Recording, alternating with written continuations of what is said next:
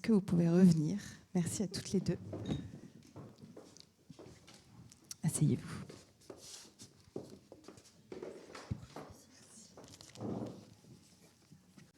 Et nous avons donc le temps pour des questions dans la salle.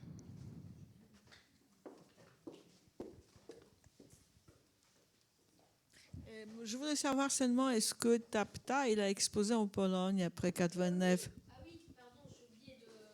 Très important, pardon, je devais ouvrir là-dessus justement. Oui, alors en 1997, la Sareta, j'ai bien dit Sareta, lui a offert une très belle grande exposition rétrospective, mais elle est décédée brutalement d'une crise cardiaque. Donc c'était en 1997. Voilà. Et c'était où, cette exposition en Pologne? À la Galerie Nationale. Là? Zareta. Okay. Galerie Nationale. Évidemment. D'accord, merci. Merci. Oui.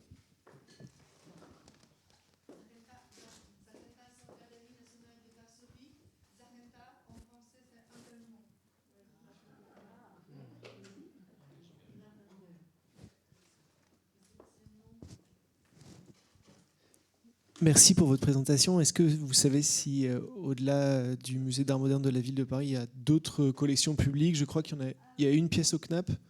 Oui, au CNAP. Mais j'ai pas réussi à la voir malheureusement sur le site du CNAP. Donc, mais j'ai bien vu qu'elle était référencée dans toutes les publications. Alors Maurice, on va la chercher. Et il y en a en France. Elle est dans beaucoup de collections publiques. Elle est en Pologne, en Belgique, au Luxembourg, en Suisse surtout. La Fondation Tom Spoli a plusieurs pièces. À Tournai, au musée de la pâtisserie à Tournai, le Tamat. Et dans les récentes expositions, donc outre la rétrospective du musée Souche en 2024, il y a eu une exposition à l'IAC de Villeurbanne. C'était en 2023 ou 2024. C'était avec Grete Billet, un artiste contemporain, et Elisabeth Duncan. Il y a eu une belle exposition au Wills aussi à Bruxelles. Au Tamat à Tournai, donc en 2019. Ça s'intitulait Fibre et Vie. Donc ça c'est en Belgique. Maurice, est-ce que j'ai oublié des expositions? Il y en a beaucoup en Belgique, puisqu'on a la chance d'avoir le l'estate de Tapta qui est ici. Donc Maurice suit son travail depuis longtemps, donc on sait peut-être plus que moi, si tu veux dire un mot. Voilà.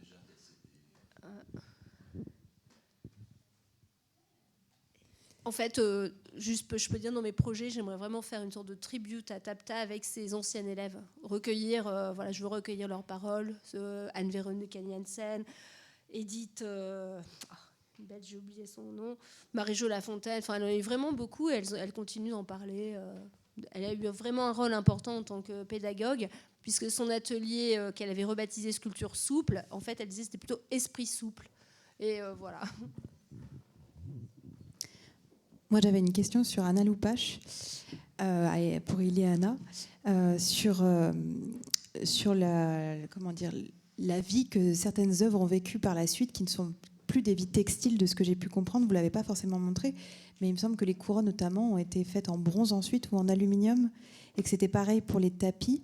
Et donc, je me disais que finalement, ce caractère un peu soit éphémère de l'installation, soit même...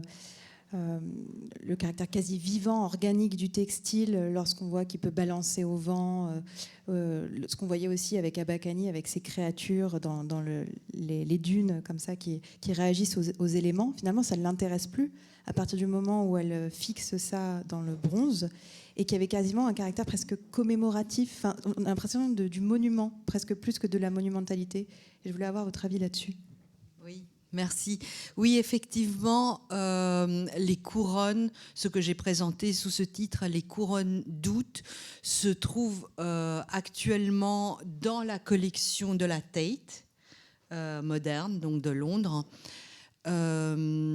sous un autre titre qui apparaît dans les années 80, plutôt aussi sur un formulaire de candidature à la Biennale de Lausanne.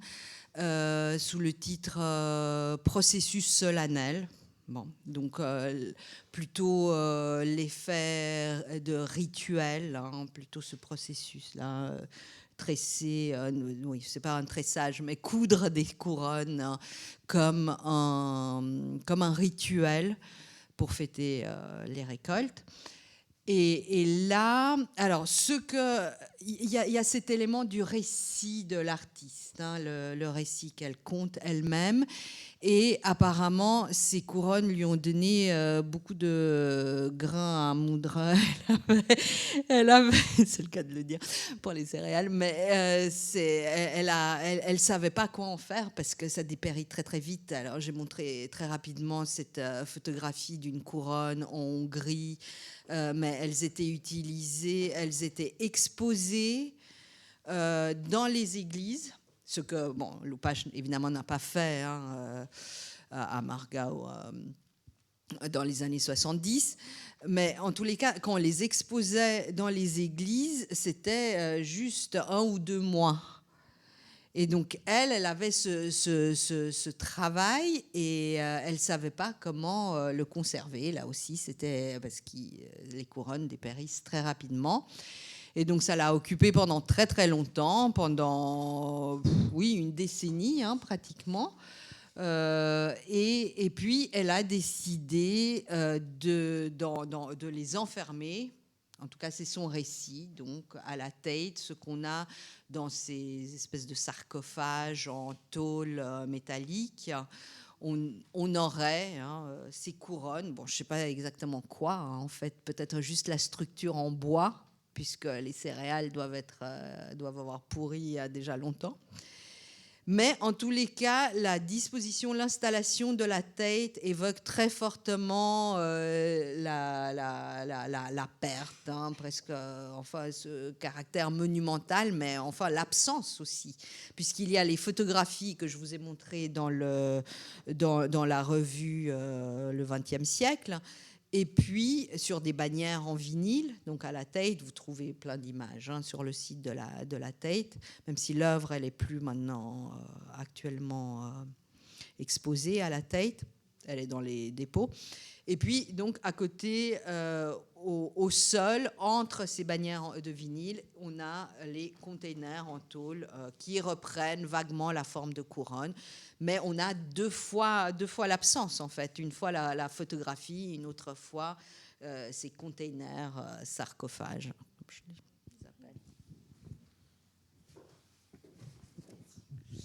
appelle. Il y a eu au Palais de Tokyo une exposition de Ulla van Brenberg, Le milieu est bleu, qui était une exposition immersive. Et quand vous parlez de toutes ces artistes, dans les années 60-70, les œuvres sont immersives. Le public se déplace dans les œuvres. Aujourd'hui, on est dans la conservation. Et nous, quand on vient dans les expositions, on n'a plus le droit de toucher. Donc je voulais savoir pourquoi. Est-ce qu'on pourrait dire aujourd'hui que ces artistes-là auraient accepté qu'on ne touche plus leurs œuvres, qu'on ne rentre plus dans leurs œuvres? Question.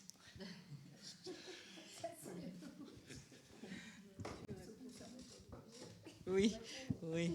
On peut répondre que c'est une espèce d'injonction paradoxale, c'est sûr, mais à partir du moment où, quand vous travaillez dans un musée où votre mission, c'est de conserver et de transmettre, vous êtes dans la nécessité, parce que si vous venez toute seule, eh ben on vous fera toucher l'œuvre. À partir du moment où avec l'accord du prêteur, naturellement. Non, mais c'est une plaisanterie. En fait, on ne peut évidemment pas.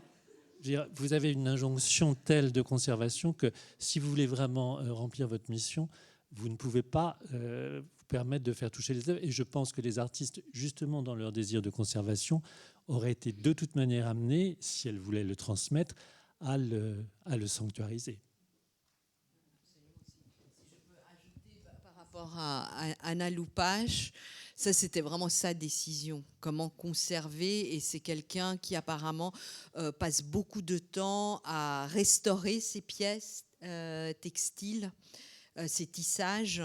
Donc elle est dans cette optique de la conservation, et c'est de son plein gré qu'elle les a enfermés dans les containers. Et ce que je voulais dire aussi. Non, mais là, j'ai perdu le... Pour rebondir aussi, je me permets, je rebondis après toi, Jérôme, cette idée aussi du kinesthésique ou du sentiment haptique de l'œuvre, on ne le perd pas complètement. On y a pensé, bien évidemment, surtout quand vous sentez le crin de cheval, le sisal. On a fait faire enfin, je dis on, mais c'est le service des publics avec les commissaires, donc Ophélie Ferlier-Bois et Jérôme Godot, qu'on pensait à une matériothèque pour qu'à la fin, on ne perde pas aussi ce rapport à la matérialité de la chose et qu'on puisse tout de même toucher. Parce que oui, on a envie, enfin, ça, je l'entends. Et donc, il faut mettre en place comme ça des mobiliers, soit pédagogiques, mais c'est vraiment pour tout public, de façon à vivre ça. Oui.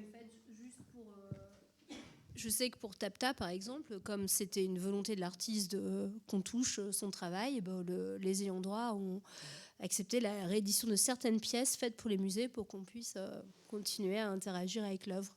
Voilà. Par ailleurs, quand vous verrez l'exposition, le black garment dont on parlait ce matin, habit noir, il est accroché de telle manière qu'il bouge tout seul. Donc on n'a pas non plus, très peu, hein, c'est de l'ordre du frémissement, mais tout de même, donc on garde aussi cette volonté-là, ne serait-ce que par le mode d'accrochage d'une œuvre qui est autonome et qui a une sorte de vie intérieure étrange d'organisme.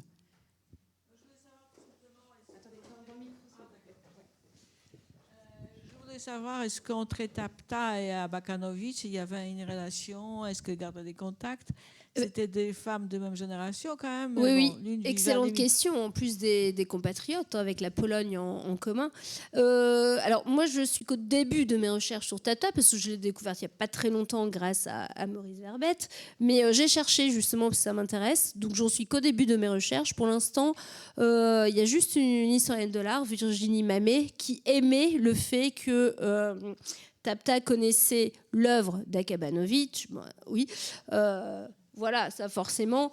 Mais comme maintenant j'ai accès aux archives de Tapta personnelles via le Maurice Verbette Center, et ben là je vais chercher la correspondance, les liens avec toutes les artistes polonaises et avec Akabanovic. Donc ça c'est en cours. Voilà.